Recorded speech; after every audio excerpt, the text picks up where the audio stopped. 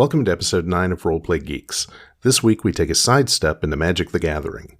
Our guests are Andy Ballard, winner of the 2018 Star City Games Milwaukee Modern Classic, his brother Andy, whose Magic collection consistently outperforms returns in the stock market, Nico Dehan, who's played Magic since he was 6 and loves the Commander format, Frank, who kinda tried to love Magic, but it hasn't stuck, Jimmy, who has great questions when he can stifle the giggles, and me, Steve, or Steven, or Big Steve, not Steve-O, the other Steve, Steve Hill. We'll talk about cost, Commander, and connections to Dungeons & Dragons as Jimmy learns how Fen-Torn elves caused some gamer drama back in the day.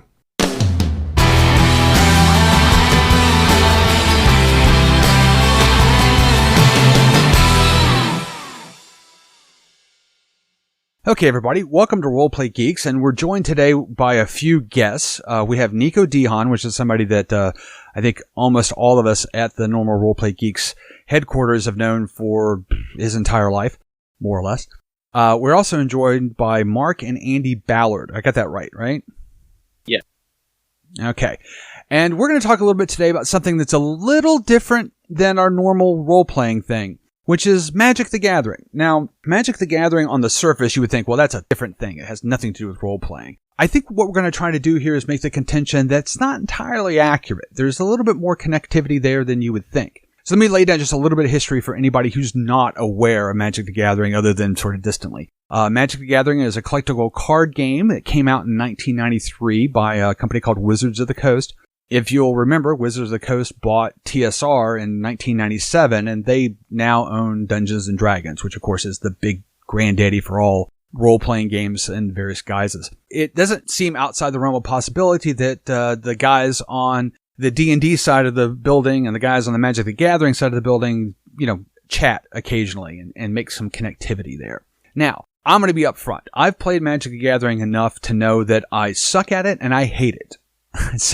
But I love role-playing, and clearly there's some connectivity tissue that I am missing. So let's talk a little bit about, other than they share a building, and they share a corporate, I don't know if they share a building, but they share a corporate headquarters, what is there about Magic that is role-playing-esque? I'm going to throw that to anyone to jump in.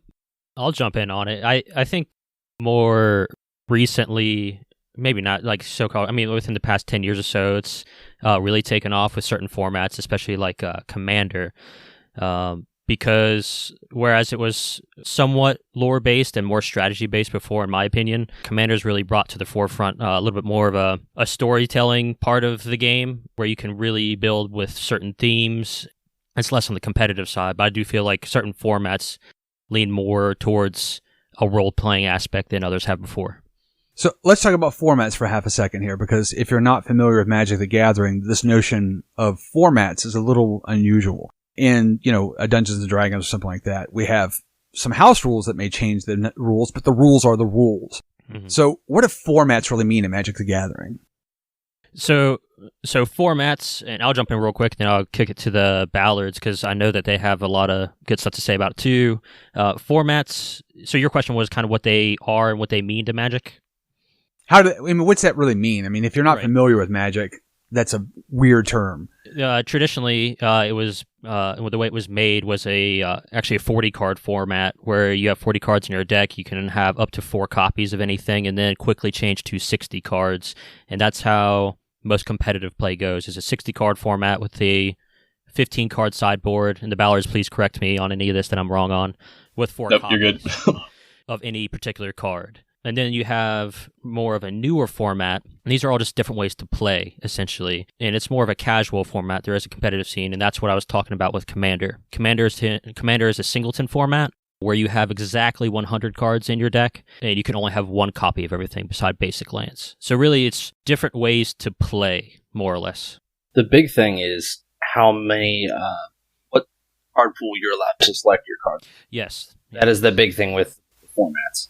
Basically, some are newer, some allow newer cards, some allow older cards.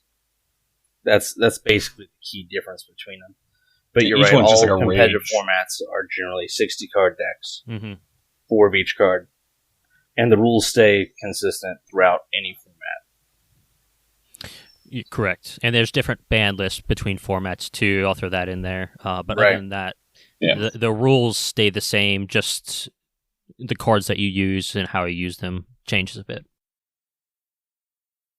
So back in the day, there was only one format, and that was a Magic tournament, and it was pretty easy. And then they named it Type 1. And then once you started getting newer sets like Ice Age, they came out with Type 2, and they started limiting when you could use certain cards of a certain age. And then they said, well, let's split the difference and let's make Type 1.5. And then people really started to get pissed off who were in the game from the beginning, who wanted to use all their cards and didn't want to deal with Type 1, 1.5, or 2. And long about Ice Age, there started to be this exodus of people who originally played the game from the onset. One of the reasons was this tournament confusion. The other one was in Ice Age, they started printing cards that were essentially the same as cards that had already been printed, but had different names. Llanowar Elves became Findhorn Elves. Mm-hmm. Mm-hmm. Same card, different name, and that really stuck in a lot of people's craw. And so over the course of Magic, there have been kind of this ebb and flow of tournament formats, and when people come in and when they leave the game. And it's pretty interesting, but right now we've solidified pretty much into Legacy, Modern, and Commander. And now we've got... Wait a minute. And I just standard. got to stop you there what? for a minute. So, What? So What? They got upset because you changed an elf's ears or something? Yes. Yeah. Now look. I don't want to play a wood elf. I want to play a high elf. Fix this for me. Okay, so you can Yeah, only right, have yeah. 4 of the same card in the deck. So do you, at the beginning of the tournament, does everybody go through and lay all their 60 cards out so you make sure they're playing by the rules? You have a deck list that you submit. You submit that to judges. Who checks it?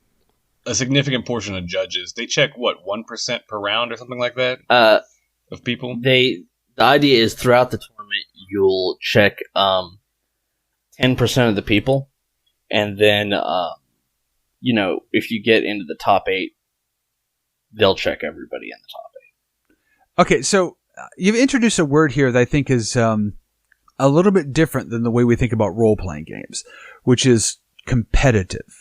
All right. So I think some of the history is interesting, but it isn't radically different than, how we think about D&D history. You've got D&D and then Advanced Dungeons and Dragons and 2nd edition and 3rd edition and 3.5 and Pathfinder, which is a deviant. And you got 4th edition and 5th, all these different things. And I think it's a fairly reasonable thing for people to understand these things evolved over time, despite name changes of elves. But the competitive thing is a very different thing than what we're used to in role playing, right? I mean, we don't tend to role play competitively. I'm sure some people do, but we don't tend to. So how do you think that really jives with role playing? I think that Commander specifically, which is the format that I'm most familiar with, it's what I talk about the most in our podcast, it's what it's centered around, is the most similar to role playing in that it's more of the casual format. It's more, I don't want to say like not in a derogatory way, it's more for casual players. Because there is, besides the ban list, you can use any card from any set in Magic. So right away, people that have been playing for 30 years can come in and play with whatever they have. And it's a lot more of sitting down with, three of your friends and just taking time to play out this variant of the game. And obviously your aim is to win, but that's similar to the way it is in Dungeons & Dragons. You want to overcome the dungeon. And there's a lot more of there's politics that come into play on the board. You talk to your friends. You might team up with somebody. You might get backstabbed by that person 2 turns later because you really just took off and you become kind of arch enemy at the table. So the stories that you end up walking away with at the end of a Commander game specifically in my mind, are a lot more akin to what you would feel as like a Dungeons and Dragons setup. I would definitely agree. You also get to play a lot more thematically, like where if you can build a deck to do something particular, like you may not want to care to win, you just want to blow up everyone's lands or play a bunch of a particular type of creature, or piss everyone off. Like if that's your goal, like that could also be your D&D character's goal. I mean, Mm-hmm. There's even a setting or even a thematic type called Group Hug, which is against every single competitive nature of every other format in Magic. Because the goal is to kind of turtle up and then just to help the rest of the board progress their board state as fast as possible. So you're helping the entire board in the hopes that they won't kill you immediately and you can make it to the late game and maybe fight 1v1 versus somebody. Does that kind of answer your question? I was going to say, I know for Mark and Andy, just to interrupt you guys, Mark and Andy have a bunch of decks that merely are there to kill everybody as quickly as possible. That's group slug. Period. It is astonishing. I just thought I'd throw that in there because when it happens, it's quite dramatic and emasculating. to be fair, we do have a group hug deck too. There's, it's like 30 to choose from or something. So let's talk about the commander thing a little bit more. So you said you've got a sort of theme for a deck, but how does that relate to presumably commander format has a commander? Now, is that you or are you the commander? Do you have attributes? It's a legendary creature card that has a certain color, like you'd say it's like red-green. Then you can only play cards that are of that color. And you can cast it from the zone each time, and it gets more expensive as he dies. But your entire deck is often built on that, either at least color identity, but usually something that commander does as well. So you have a mechanic on the card, and then normally your deck is built synergistically with that mechanic often. But there's also the extended capability of looking up lore on this card. So often legendary creatures in Magic the Gathering have at least a little bit of lore written into them. For instance, one of my favorite decks, and it was one of my earliest decks, is a guy called Indrik Sar. He's a mono black commander. I don't want to get too in the nitty gritty, but he's a thrall master, which is just this kind of hunk of flesh that's been reanimated. And the whole deck kind of centers around his story of his reemergence after the lore of Wizards of the Coast left off. So the whole deck just centers around thralls and sacrificing them to bring demons into play. So you kind of can expand even into that realm for storytelling. Yeah, I personally have never built a commander deck or any other deck based on the lore. For me, I would say that the connection between Magic and Dungeons and Dragons is more that they're both methods of self-expression, where you're going to, similarly to how you build a character, and you'll start to, identify with the character and come up with things about it. Even if it's a competitive deck that plenty of other people play, you sort of start to express your personality through that, or at least your view on the deck at an emotional level. And I think that is where the connection lies, in my opinion. And I would agree with that point as well. I mean, it's very there for me. So, I mean, how? Can you elaborate more on that point? Because I don't really understand. So you've got a commander, you've got a card, mm-hmm. and he has stuff, and he has a backstory, and that's set, right? I mean, it's not like I can roll up a character like I do in D&D, and I can't invent his backstory, and I can't interject him into a story that's ongoing per se. That is sort of given to me on an emotional level, right? So once again, I know very little about Magic lore, even though I've played the game for over 20 years. But for me, so similarly to, say you have a character in a role-playing game that does damage over time. It takes a little bit to get your enemy dead. Well, in Magic, you can build a deck that will kind of slowly grind away at people or something. And you start to, you emotionally invest in that strategy. And because you've built your deck in that way, or you view your deck in that way, you make an emotional connection with your deck. Same as you would with a character. Does that clear it up? A little bit. And I'll add to it as well. I mean, there's an innumerable amount of mechanics in Magic. So, whereas and there's the problem with Magic for me: innumerable number of mechanics, right, that you need an encyclopedic knowledge of, which I find very frustrating. That's an aside. Go ahead. Right. So, so my favorite character to play or archetype in D&D is going to be a rogue. So, just to take that for that's the example there. You may, Frank, you may play a rogue different than I would play a rogue. They would be similar, but you may choose to go down a different multi-class path. You may choose to, stylistically play him different. Same thing in Commander often. So you can take one commander, and some of them are more open than others. You very much have the most optimal path to take, which is the same thing in D&D. If you want to optimize and you want to take the best path down to make your rogue the most overpowered, you can do that.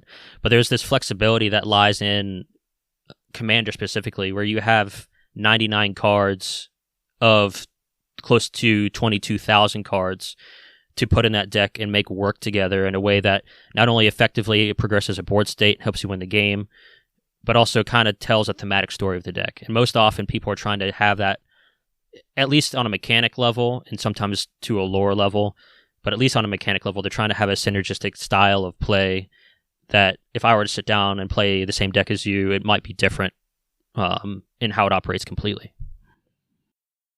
So, Steve, you've had some thoughts on this, I know, and you've expressed in the past. So, you like to chime in? Yeah, I want to give Mark and Andy a chance to tell us if they have a particular favorite commander to play, either thematically, stylistically, or just a connection to it. Oh, I was going to add to the bit about, we were talking about lore, there's so many different worlds in that too, and there's also, they create stories for all these characters, so there's quite a bit going on that way you can get attached to, emotionally as well. As for a commander to play, I always liked Multani, because it seemed like a garbage card originally, and it just smashes face, and then usually you die after that. You kill one person, maybe two, and then you're screwed. So. Absolutely. But they die by turn 3. Yep. You bastard. Someone dies. Yeah, for me it's probably Nekasar.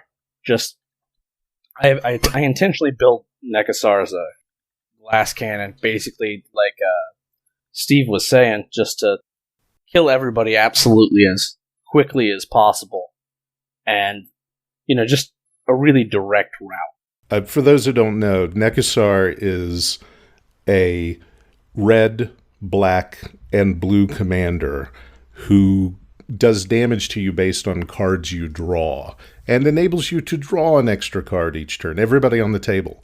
And that happens to be the first commander that I ever bought because of, in the pack, this card, True Name Nemesis, came. So I bought 2 packs of the Nekasar Commander starter deck because I wanted this card because it was awesome. And then I realized that I had all these old legacy cards that were fantastic for that deck. And so my Nekasar deck is a whole lot nicer than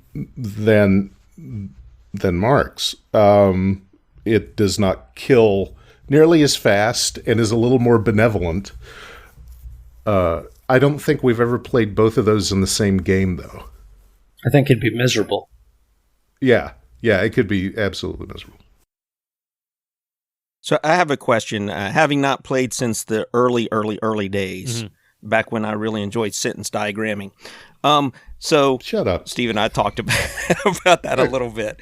So you guys keep talking about lore, and I don't know any of the lore that's specific to Magic. Is there like some heavy crossover or bleed between Dungeons and Dragons and Magic? Are there like entire books dedicated? Yes. So you could talk a little bit about that. Yeah, they just released one within the past 8 months or so.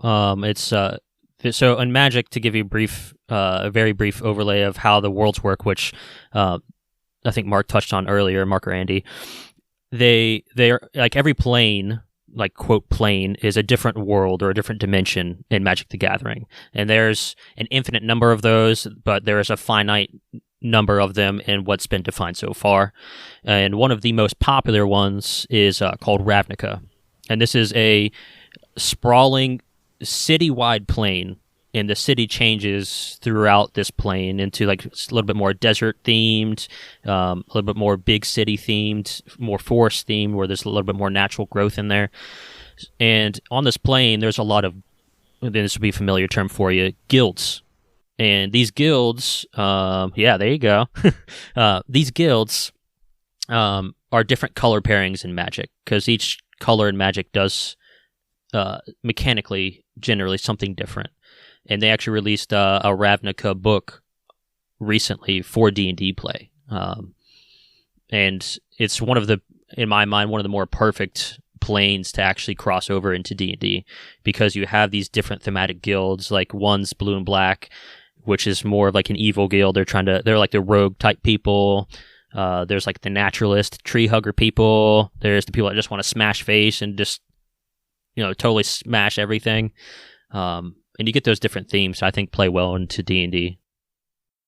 So, here's a question. My experience with Magic has been, let's just say the learning curve is very steep, and very challenging. And you talked about building a deck, and I've never, ever successfully built a deck. I mean, you can certainly put the cards together, but in a meaningful sense, I feel like that's a very advanced skill to get to the point where you get nuances and personality and connectivity to what you've done. So if you're the type of person who plays something like Dungeons and Dragons, which I feel oddly enough is a lower bar to play with, how would one start doing this to start getting that kind of connectivity to this particular game? At what point does that happen? Because it never happened for me, ever. All I got was frustration. Now, admittedly, it may be just me, but I'm just curious, how do you get kind of beyond it, that sort of horizon, if you will, to start getting that? I definitely think that, you start off by playing, you don't want to build your own deck. Usually you're going to play with somebody else's deck, especially like something like Commander is a great way to start, even though actually the rules are probably far more complex in Commander than they are for anything else. But a group that's nice will like help you learn, and then you'll find maybe a mechanic, maybe a creature, or some type of the game that you're very interested in yourself. And that's when you begin to start like brewing a deck yourself. And it may be bad, but sometimes as long as you're enjoying what you're doing, it doesn't matter if you win or lose. For me, I mainly operate as a DM, so for me it's an entirely different thing where it's still all about doing something creative and making it work. And for me, that horizon you talk about, Frank, it's definitely there, and I definitely identify with people, and I understand where they're coming from. And I've taught, I don't know, over a dozen people how to play. And often I feel that's like you touched on a minute earlier, I feel that 60 card is the first foray into Magic, because it teaches you the basic archetypes of Magic. If you go into Magic wanting to learn every single mechanic from the get-go, or you're trying to, which is maybe a disconnect from D&D, where a lot of these mechanics, you're simply not going to achieve that goal early on. There's always going to be something that you learn. There's always going to be interactions that you learn. To this day, there's still interactions that I learn. And it's finding a good play group. So once you have that basic understanding of the 60-card format, I think Commander lends itself to being a little bit more approachable and fun for a lot of players that aren't looking to compete. And to find a way to build your own deck, like they touched on earlier, either borrow a deck or they have a lot of pre-constructed decks. And most of the time, in most years, because it's a yearly cycle for Commander, they release very good starter decks for Commander gameplay. And then you can slowly get into deck building from there. It's a concept that I've touched on before in my podcast, where it's called hot rodding. So you buy a really nice car or a hot rod, and you slowly upgrade it over time, and you interchange pieces. Same thing in Commander, where you're going to take one card out and just place another one in, and then just do that over time, and eventually the deck's going to become yours. And that's even how I started doing it in Commander. Steve, do you have some thoughts? Because you've taught a lot of people to play. I do. I'm going to actually cede to Jimmy first, and then I'll say something. Go ahead, Jimmy.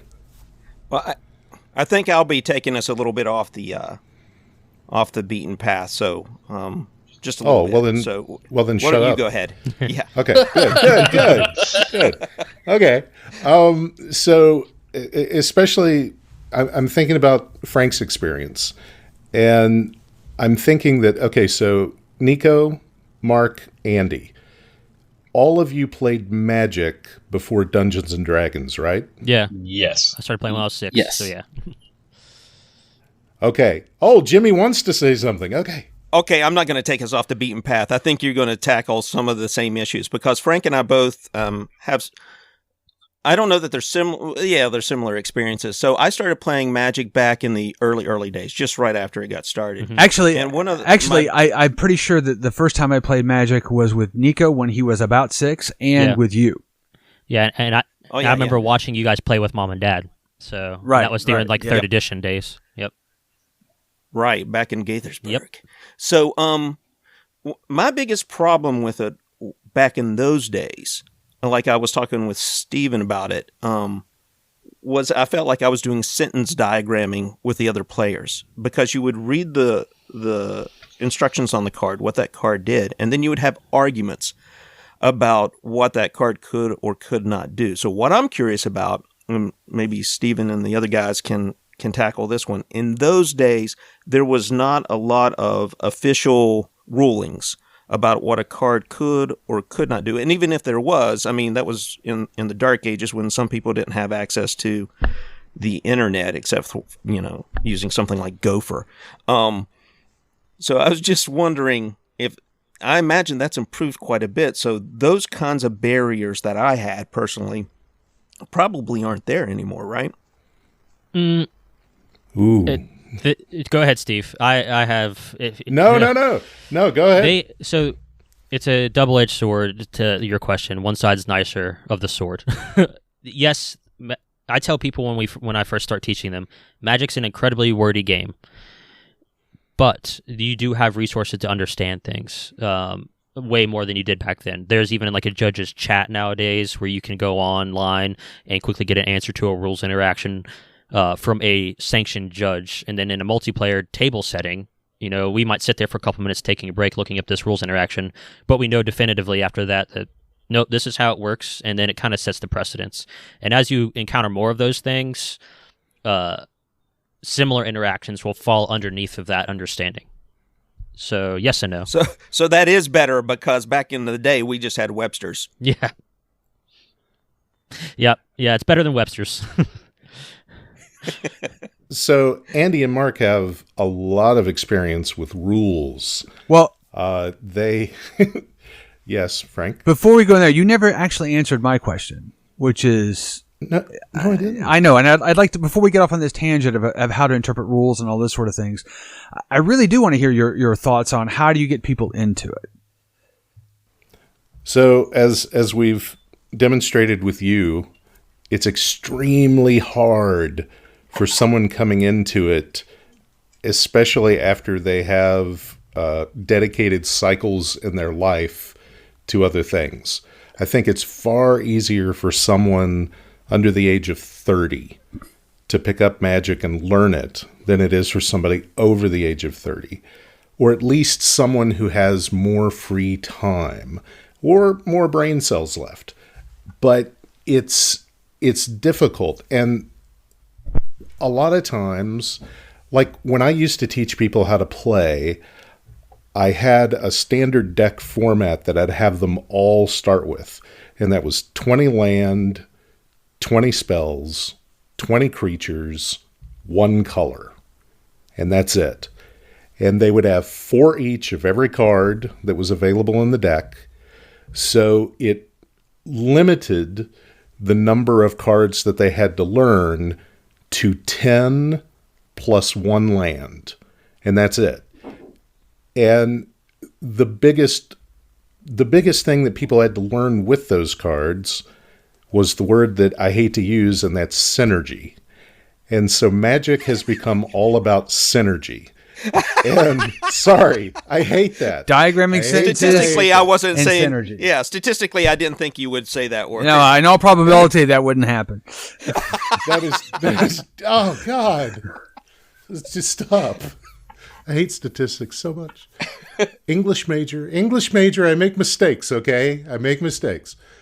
So, but yeah, that's, and with Commander, I think for some people, and Frank's a good example, trying to learn how these cards interact together and all the different abilities of Magic now, as bad as it used to be, Jimmy, where there was at the time some Usenet channels and some things you could get on Gopher.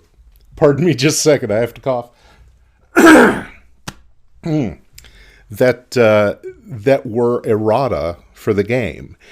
And as ridiculous as it was that so much errata was needed in the beginning, now it's become so complex with so many different abilities that for someone like Frank, throwing him in and hoping that he would just kind of symbiotically get it through playing with just me, that was wishful thinking. If I could have gotten Frank, let's say, into the Ballard's house, where you've got sometimes 16 really helpful and dedicated and smart nerds that are just there to have a good time, and it was one of the best playing experiences that I ever had, and I miss it dearly. If that was the situation, then maybe Frank could have made a run at it. But with just me and being overwhelmed by all the connections, and Frank would have a moment where he would be like, well, I don't wait a minute, you did that? I didn't know you could do that. No. Why does that make sense? No. Frank would not have a moment. That was 27 moments in the entire game.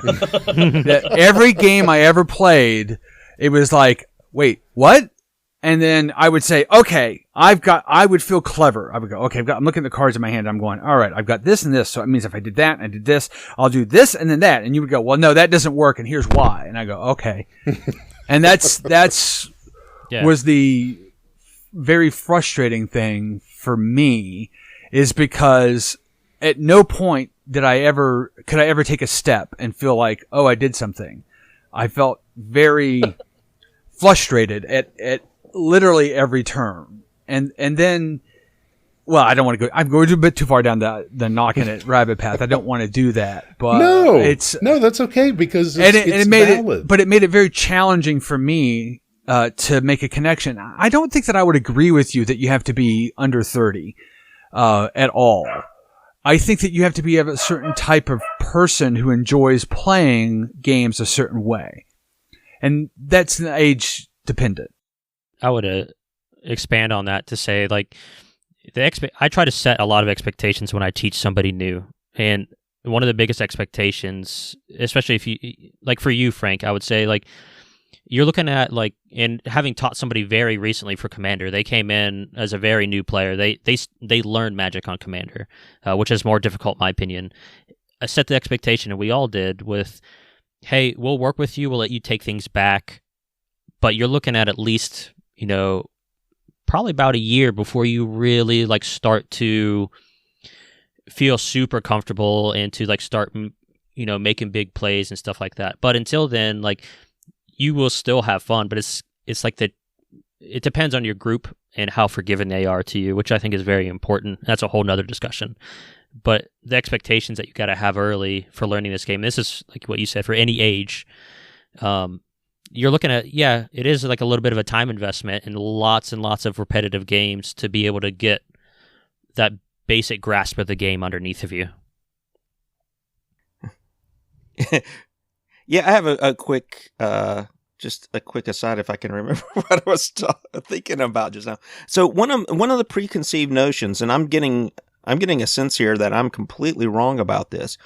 One of my preconceived notions of Magic the Gathering as of today is that it is a money sink in order to play and enjoy the game. Because if you don't keep spending money and getting the latest, greatest cards, you can't enjoy the game. And from what I'm getting from you guys is that is absolutely not true. It sounds like, and correct me if I'm wrong, I could still use my cards from 93 or whatever it was and play a game with a bunch of guys just for fun. I mean, I don't have to sit there and win every time, but just to have a good time. That's completely possible now. Whereas I thought those cards were never to be used again. No, actually, if they're from 93, 94, yeah, they're going to be probably fairly expensive. Yeah, if you're holding like unlimited cards and things like that, every unlimited card is spiked to oblivion. Any beta and alpha cards are significantly valuable. You probably have quite a many good cards, actually, at least value-wise. So, I mean, you could get whatever you'd like, but there's lots of very cheap cards that are still fun to play in like a kitchen table style format. Competitive play can be expensive. Like, I mean, an average modern deck, like your low end is like $400, your top end's like $1,500. So, like, standard can be much cheaper, but you can build fairly budget decks. In fact, Burn is cheaper in Legacy than it is in Modern, which is weird. I actually have a point about the spending of money on Magic cards, which is it's not like spending money. Milk or a car or anything that's going to like disappear. It's more of an investment because generally, so if you let's say you buy one of those pre-constructed commander decks, right? I think that they come out and they're like $30. They were 30, now they're 40. Let's say you play that deck, you get some more cards, and 3 years later you say, I'm done with this. Well, you can sell those cards and generally get as much or more than you paid for them, because some of those cards will have seen a lot of competitive play. So it's less like spending money and more like putting your money someplace else. Here's a quick, easy example of that. Like, let's say you wanted to buy a commander deck in 2017. 3 of those commander decks are around $160 now. Yep. And so you paid $40, and you'll probably be able to sell it for $100 pretty easily. So... and even if not, even if the cards tend to remain around the same, you could easily move it for around 70% of its value pretty quickly. So you don't often lose money. But I think Modern went up about 34% this year, and Legacy was up about 45%. So my Magic collection has completely beat the stock market year after year. So yeah, so it's a lot less like spending money. Yeah. More work to cash out of it, but. And to like jump off of that as well, in Commander, again, I hate to keep going back there, but it's where I'm most familiar. There's and I'm one of them, there's whole YouTube channels and whole groups that devote their time and effort to making the absolute best deck they can for the least amount of money. One of them is like Commander's Quarters on YouTube. Amazing guy. He started out, and his channel is incredibly popular, making decks for $20 or less. He's recently upgraded that to $50 or less. But as far as any hobby goes, an initial $20 or $50 investment into any hobby, maybe not any hobby, but a lot of them, especially ones that, we tend to go to, is really not that big of an investment. And normally those decks are very good. I've played several of those decks, and they hold their own. And often now I try to build decks for as cheap as possible initially, just to see what I can do. Does that kind of answer your question, Jim? Yeah, so essentially what you guys are saying, I think, is twofold. One, if you want to play the game just to get into it and have fun on a novice level, it's completely doable, even now today. And if you want to step up your game a notch and keep going at it, just like any hobby, you're going to be spending money on it. The difference with this hobby... and other hobbies are similar to this, depending on which one you're selecting. You can recoup your investment in it at a later date. Some hobbies you might not, but it doesn't matter at that point. If you enjoy it, you're going to be spending your money somewhere. Regardless. And it's just as valid. Yeah, it's just as valid to spend it with Magic as anything else. Yeah, I would absolutely agree with that. Now, I was going to say that as far as, the hobby part goes, and Andy and Mark can speak to this. So when you're talking about doing it on a casual level, you can get by if you're satisfied with that initial commander deck purchase or that initial building of a simple deck, 60-card deck to play with people who are playing traditional format. But if you want to make the leap to competitive, and this is something that is totally different from role-playing, it's totally different from Dungeons & Dragons, and it takes it more to the level of sport, is that if you want to go from, playing at lunch, playing at friends' houses, things like that, and taking it up and playing in tournaments, there is as much of a jump in some cases there as there would be if I was going to invest in, well, I'm going to spend the next year, upping my golf game so that I can play in a pro-am or something like that. It is very different. The level of cost increases tremendously. Now, if you're really into the game and you want to just buy more and build more things and all that, that also has a cost to it too, depending on your hunger for it. But it's not like everybody can just go out and decide, I'm going to be a competitive player. What do you two think about that, Andy and Mark? I think that it depends on the deck you choose. Like Andy was saying, you can go out, get Legacy Burn for like $100.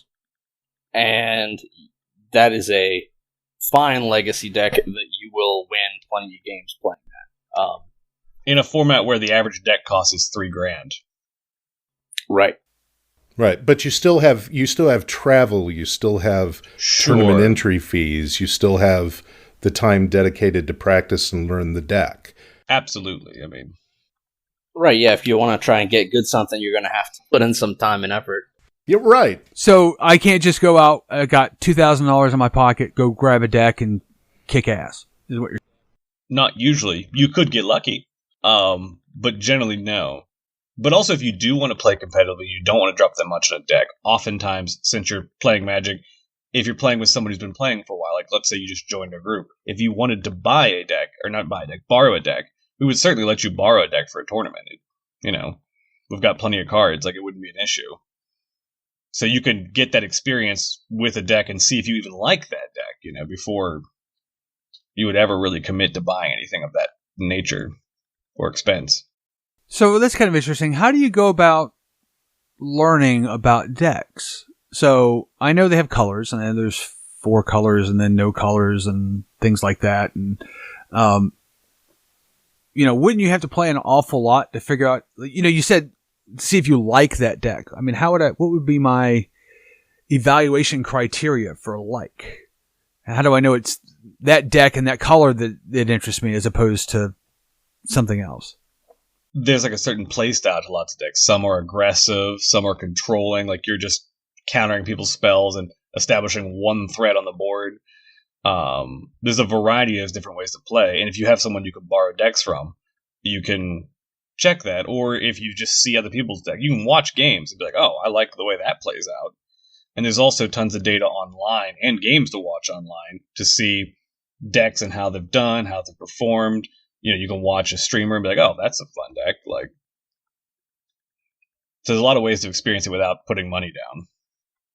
I was going to say, and there's also a lot of resources out there currently that are very succinct and deliberate in their delivery of here are the main archetypes because they do exist, like he was just touching on.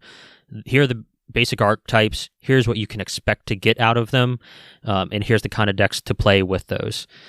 So there are, just like in D&D, to tie it back, there are greater archetypes and even sub-themes that go underneath of those that you can identify and explain to somebody and kind of give them an idea of, hey, yeah, I would like to just smash into somebody over and over and kill them as quickly as possible, or just kind of sit way back and be more strategic in the play.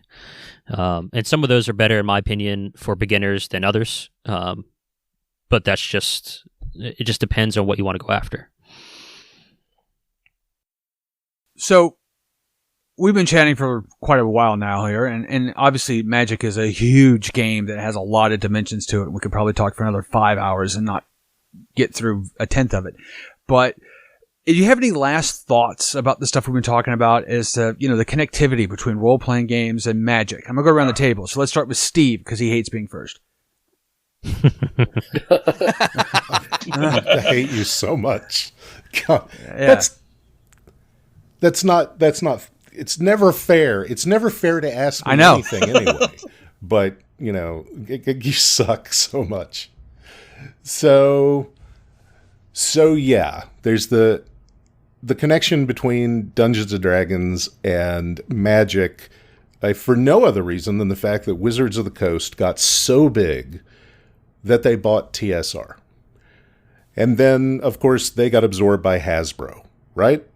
So, there's a link, and there's been a link from the beginning. I don't think you could have had Magic and the themes within Magic, the elves, the magic, the good, the evil, and all of that without a foundation in fantasy that Dungeons & Dragons provided. I mean, Steve Garfield, the guy who created it, I mean, he's as big a nerd as any of us, and probably more, because he knows statistics. I hate you all so much. But shut up. For those of you who don't know, the word for the week is statistics. What are the odds? I hate puns so much. So yeah, and especially now, I mean, there are so many books that they've written on Magic. I mean, fiction books, just like they did with Dungeons and Dragons starting in the 80s with like Dragonlance and things like that. So there are now all these fiction books about the worlds of Magic that, kind of lend themselves to enriching this world. So they're crossing over with Dungeons and Dragons and source books now. And they're inextricably linked. And the connections that I have to my decks are very similar to the connection I have to characters and how they play, how I play them, how I feel about them. I've got this deck next to me, Zada, Goblin Legend, and I love it. And the cards that I have in it have purpose. I've got an ogre in it because, he lives next door and he's coming over to help.